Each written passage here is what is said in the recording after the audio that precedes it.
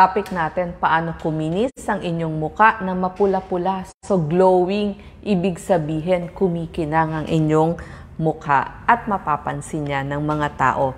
Pag sinabi natin glowing skin, syempre baka naman nandyan lang yung mga kailangan mo. Nasa bahay lang, libre lang o kaya mura lang. Hindi kailangang maging mahal. Kailangan meron tayong mga routine o yung mga pang-araw-araw na ginagawa at kailangan gagawin nyo talaga araw-araw para gumanda ang ating kutis, maging glowing, kumikinang at mapula-pula ang ating pisngi.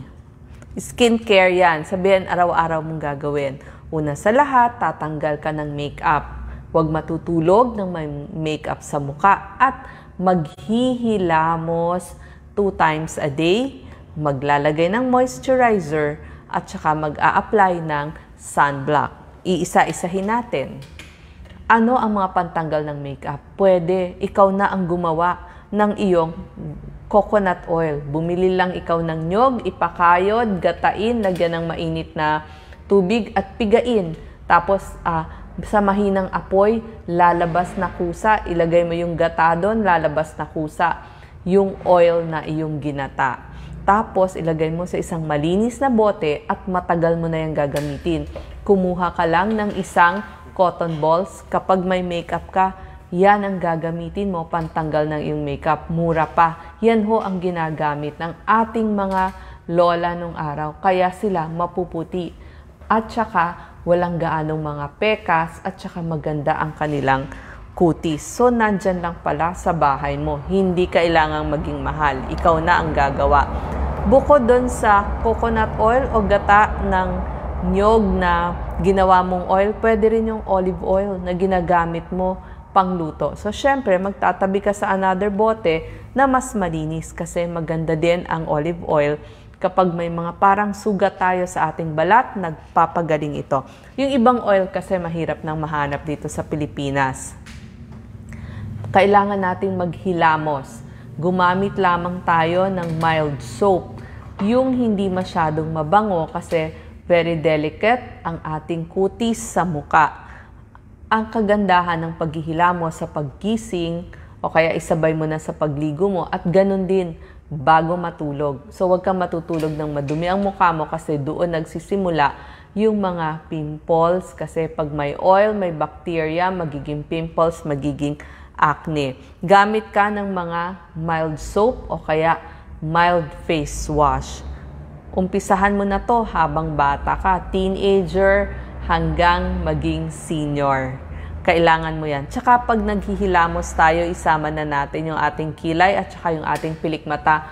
Malaking bagay yan. Hindi ho kayo magkakaroon ng kuliti kapag ginagawa nyo yan. Ang dahilan ng kuliti kasi hindi naghihilamos sa umaga at tsaka sa gabi. Pagkatapos, pag malinis ng ating muka, yung right after ng paghihilamos nyo, gumamit tayo ng moisturizer. Napakaraming moisturizer dyan sa mga supermarket natin, groceries o mga beauty store. Nandun lahat. Hindi ho kailangang mahal. Pwedeng nakasachet, pwedeng nakabote. Basta maglalagay kayo ng moisturizer dito sa mata, sa noo, dito sa lines kung saan tayo ngumingiti. At syempre, dun sa mga parts na very dry, umpisahan nyo na agad yan habang maaga. Habang bata kayo, maglalagay ng moisturizer. Any brand out there, basta abot kaya ng inyong bulsa. At pagkatapos nyong maligo, maglagay ng lotion sa buong katawan. Hindi lamang muka ang inaalagaan natin, pati leeg at ang buong skin ninyo. Dito sa mga braso at saka dun sa ating mga binti, lalo na dun sa talampakan para hindi mag-crack ang ating mga heels. So lahat yan, ikagaganda ninyo.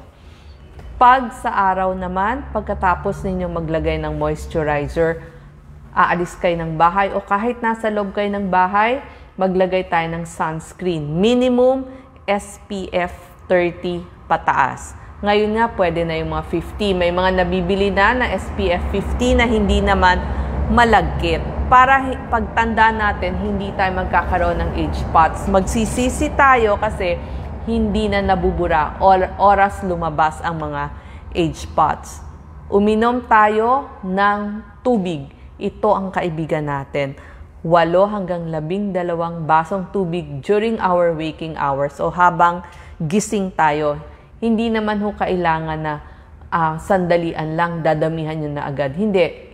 Sa buong day, kailangan ilalatag ninyo yung pag-inom ng inyong tubig.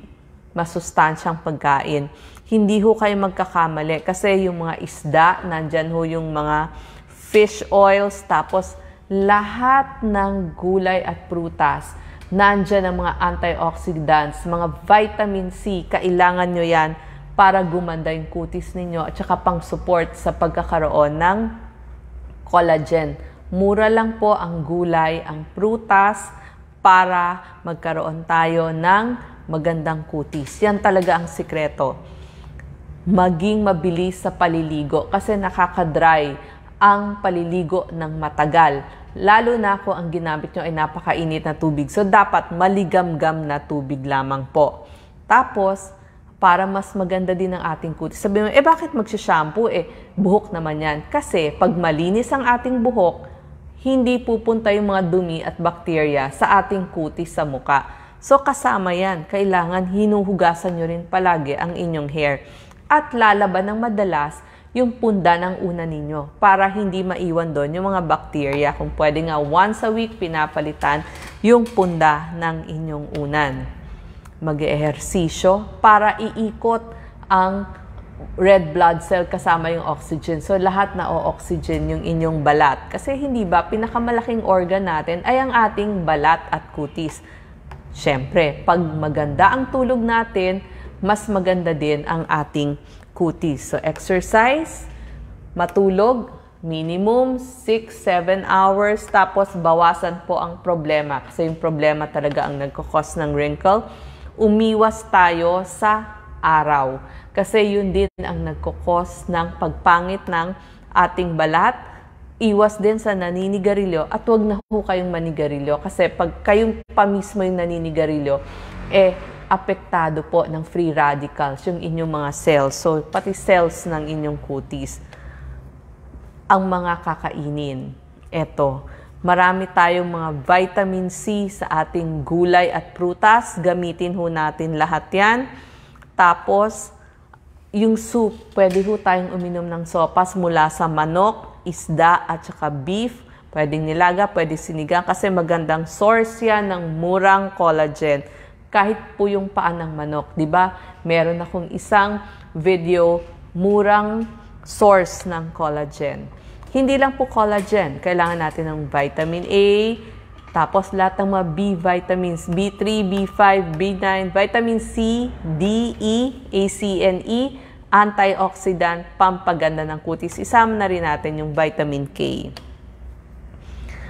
Uminom ho tayo ng tubig para hindi tayo dehydrated, hindi mangungulubot ang ating balat. Pwede rin ho ang sabaw ng buko. Pwede rin ho ang mga juice. Di ba? Sabi ko nga, yung inyong prutas, pwede niyong i-juice. Yan, para makuha nyo yung vitamin C, vitamina, mineral na kailangan ninyo. Ito ang ating mga tips para magkaroon ng magandang kutis. Salamat!